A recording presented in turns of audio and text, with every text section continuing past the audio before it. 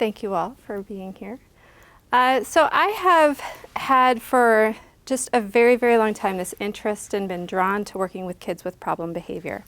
And so it's been really a challenge for me over the years, even before I entered into the world of being a special education teacher, to feel confident in that we knew what to do for kids who engage in problem behavior. And so even as a teacher, I will readily admit there were times where I just didn't know what to do. And I felt like as a field, we were really challenged by how do we discover the strategies to be using, things that are going to be effective for kids.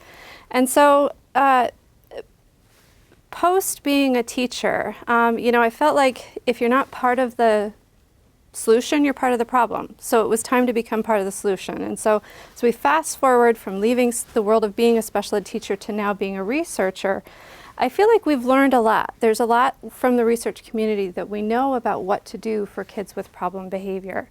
And so I've had the opportunity to be a part of a number of different projects that have looked at the components of effective interventions, evaluated what do we know to do, developed new interventions for working with kids who engage in problem behavior.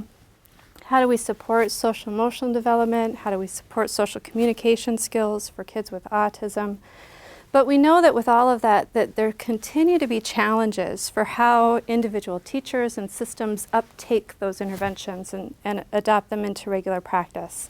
So we've also been a part of really trying to look at breaking those large models down into smaller units, into effective interventions, things that might be a little bit easier for individual teachers and systems to take up. And so there's a lot of different strategies out there, but we were still finding that even that, it's sometimes hard to take on a new intervention. And so we've broken that down into even smaller units with what do you say and how do you say it and when do you say it? And if we start to increase those sort of things, even those can have really important impacts on the social emotional development and social communication skills of kids. And so I feel like we've gotten to a point where, from a research perspective, we've put a lot more tools in the toolbox for teachers. But we still are struggling with how do we help to map those interventions onto kids. We're attuned as special educators to the fact that every child brings in unique sorts of attributes that we have to attend to when it comes to how we design and provide intervention for kids.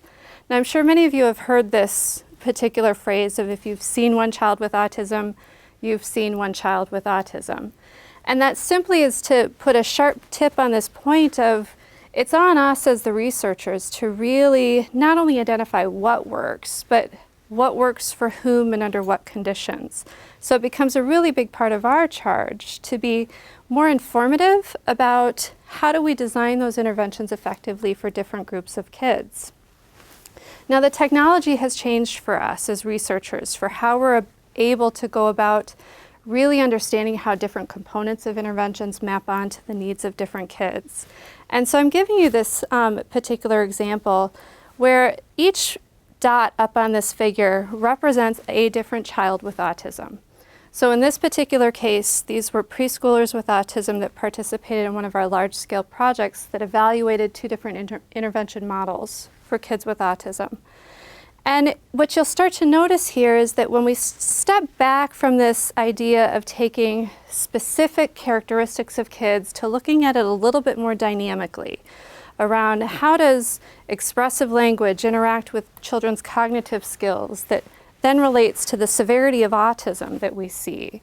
When we put together these dynamic characteristics, we don't see random dots everywhere. We actually had patterns emerge where we had these clusters of kids that uniquely hung together around these dynamic characteristics, which presents a really nice opportunity for us to start to think about how we map intervention onto a more dynamic set of attributes for kids, which hopefully will speed us a little bit more quickly to providing some empirical information for practitioners around, under these circumstances with kids that have these sort of characteristics, these types of interventions might be helpful.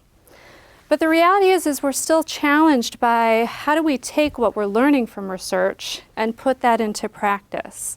And I think we start to see, at least I feel this way, that I'm often looking across this fog of this great divide between research and practice, of how do we take the things that we know and know how to do and really support practitioners in knowing how to do those things and doing those things.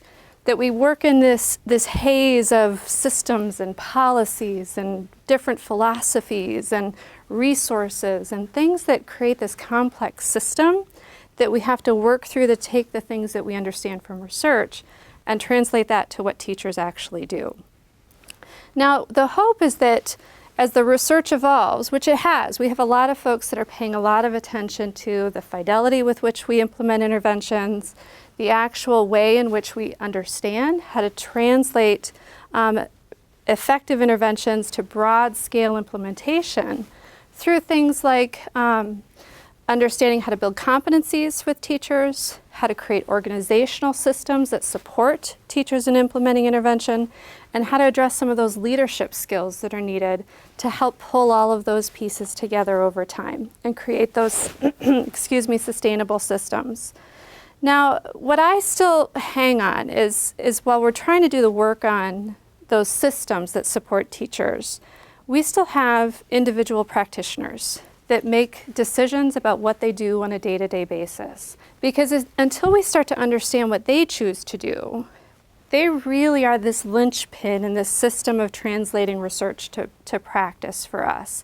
That individual decisions by practitioners are either our greatest ally in speeding along how quickly we move things into practice, or they can be one of our greatest barriers for how we help folks start to take up new practices. So one of the things that we've been trying to really think about is how do we build capacity? The professional development system has focused on all of those competency building sorts of professional development activities. That if we take different approaches from workshops and mentoring and coaching and ongoing support for folks, does that produce a system for us that supports this large-scale implementation of effective practices? So we actually tried to do this a number of years ago. My colleague Joe Richley and I basically took a technical assistance model on the road.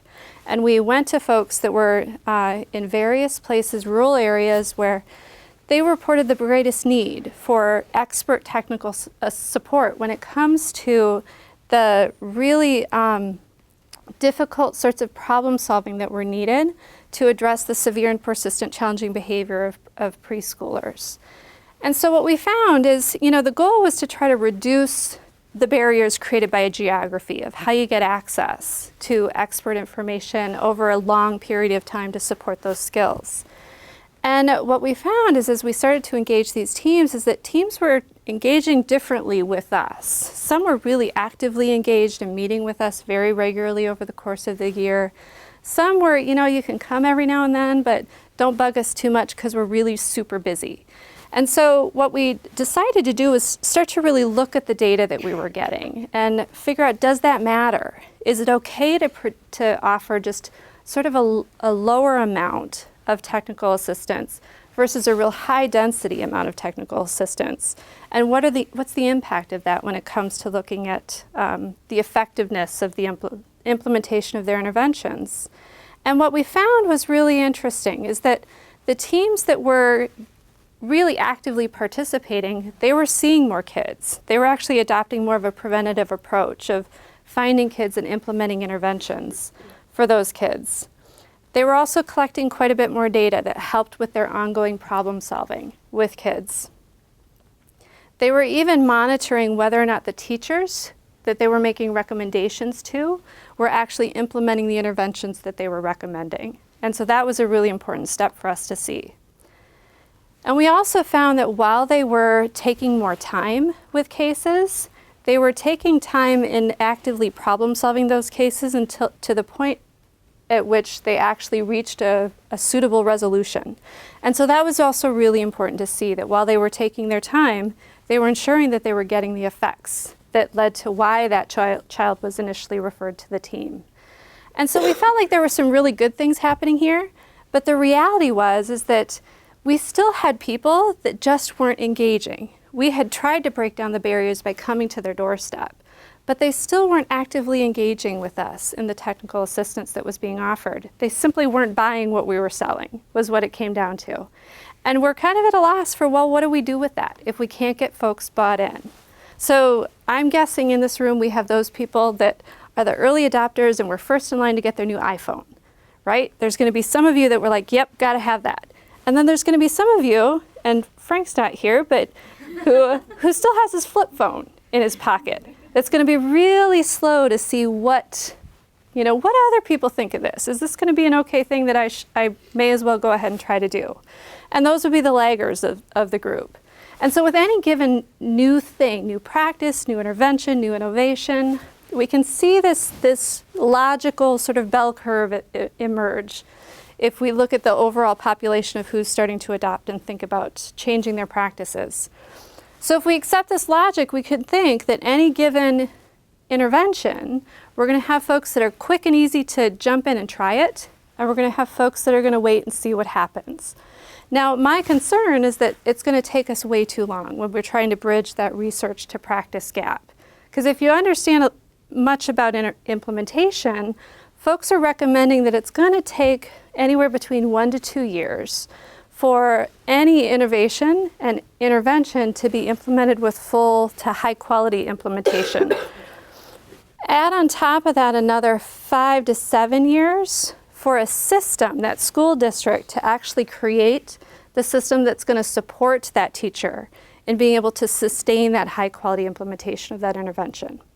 So while I'm not a rocket scientist, I like hanging out with little kids. The math on this one is pretty simple. So the goal is to help us start to actually increase that rate of diffusion. We have to speed up the diffusion clock in my mind and get to a place where we can start to actually get more people adopting practices quicker. How do we get those laggards on board a little bit faster? So what we decided to really start to think about is understanding the beliefs and the values held by individual practitioners. That if we can start to help support them in being able to map onto, here's what I think and here's what I'm going to start to implement, then we actually gain greater capacity in getting people to start to do what we want them to do.